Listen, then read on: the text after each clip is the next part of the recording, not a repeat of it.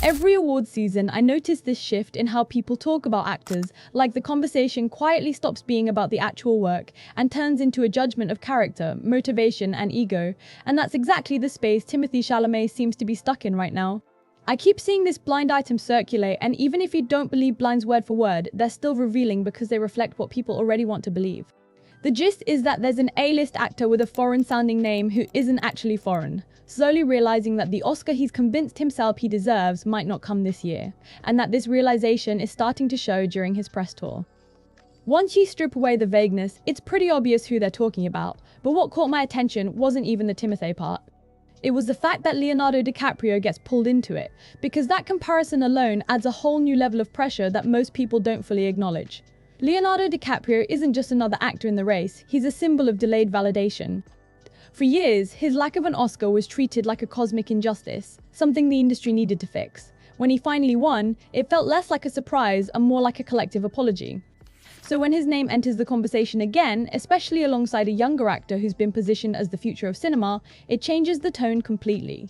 Suddenly, it's not just about who gave the better performance. It becomes about timing, legacy, and whether the Academy wants to reward promise or reaffirm history. If Timothée is genuinely anxious about Leo winning again, I get it, because that's not just losing to a peer, that's being told to wait your turn in an industry that has never promised fairness or patience. What complicates everything is that Timothée has never hidden the fact that he's ambitious. Early in his career, that ambition was framed as passion, as seriousness, as a refreshing commitment to craft in an era dominated by franchises. Somewhere along the way, though, ambition stopped being endearing and started being read as entitlement. There's this idea floating around that he wanted to be the youngest Oscar winner, that he wanted to lock in legendary status before 30, and now that that window has closed, he's resentful. Whether that's true or not almost doesn't matter, because once people decide that's your mindset, every interview gets interpreted through that lens. He's 29, which is objectively young, but in celebrity culture, especially when someone's been famous for nearly a decade, people start acting like you've missed your shot at something you were never guaranteed.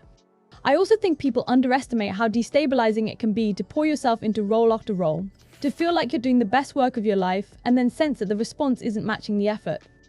From his point of view, he's chosen challenging projects, worked with respected directors, and avoided the easy, purely commercial path, all while being hyper-aware that he's fighting to be seen as more than just hype. When he talks about not wanting his discipline or work ethic to be taken for granted, I don't automatically hear arrogance. I hear fear. Fear of being dismissed as a trend once the next young actor comes along. Fear of being told, quietly, that what you did mattered less than you thought it did. Then you add Kylie Jenner into the mix, and the noise multiplies. Kylie represents constant visibility, branding, and mainstream celebrity culture, while Timothée built his early image around being selective and slightly elusive. Once those two worlds collided, people stopped giving him the benefit of the doubt. Every public appearance became strategic in people's minds. If he shows up with Kylie, he's accused of chasing attention. If he doesn't, he's accused of using her when it suits him and distancing himself when it doesn't. There's no version of this where he wins, especially during award season when optics are already being analysed to death. That's why something as small as skipping the Met Gala turned into a whole storyline. Kylie attends, Timothée doesn't, and instead of it being a personal choice or a scheduling conflict, it becomes a narrative about priorities and image management. When he explains that he was locked into sports, talking about the Knicks run and how electric Madison Square Garden felt, people mock it like it's not a valid reason. But honestly, that answer sounded like someone clinging to something real in the middle of an incredibly artificial period of life. Sports fandom is one of the few places where fame dissolves a little, where you're just another person reacting emotionally in real time. The way he described those months as one of the most fun periods of his life made me think less about arrogance and more about exhaustion. Meanwhile, the actual movie at the center of all this, Marty Supreme, feels almost irrelevant in the broader conversation. Instead of discussing whether the film works, whether it connects, or what Timothée actually does in it, people focus on odds and percentages. 43% chance of winning, 26% for Leo, as if acting awards can be predicted like sports outcomes. Once Leonardo's name is attached to the race again for his Paul Thomas Anderson film, it becomes less about two performances and more about a symbolic standoff between generations, whether or not that's even fair to either of them. There's also this strange rewriting of Leo's awards history that keeps popping up, with people calling his win honorary or saying it didn't feel real. That's not even accurate, but accuracy isn't the point. The point is narrative. People like the idea that Leo is still owed something, that there's still a wrong to be righted, and if that comes at the cost of a younger actor's first win, that's treated as acceptable. From Timothee's perspective, that has to feel discouraging, because it means you're not just competing on merit, you're competing against unresolved nostalgia. Even the question of whether Kylie will accompany him to award shows like the Golden Globes or the Oscars becomes symbolic. People talk about her presence as if it could somehow influence voters, which is ridiculous, but perception matters in Hollywood, and Timothée knows that. If she's there, it's interpreted one way. If she's not, it's interpreted another. That constant scrutiny would make anyone hyper-aware of their own choices, even the personal ones. What really fuels the backlash, though, is Timothée's openness about how much this all matters to him. In interviews, he's talked about wanting to look back later in life and feel like he was honest, even when he was mentally drained or emotionally raw. He said he wants to speak the truth, not the polished, media-trained version of it. I actually respect that, but I also understand why it makes people uncomfortable. We're much more forgiving of ambition when it's implied rather than stated. The moment someone says, "I've been doing great work and I want that to be recognized," people start sharpening their knives.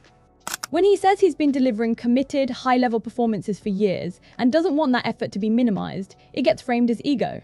To me, it sounds like someone pushing back against being perpetually treated like a prodigy instead of a fully realized artist. Being labeled a wunderkind for too long can be suffocating because it freezes you in time.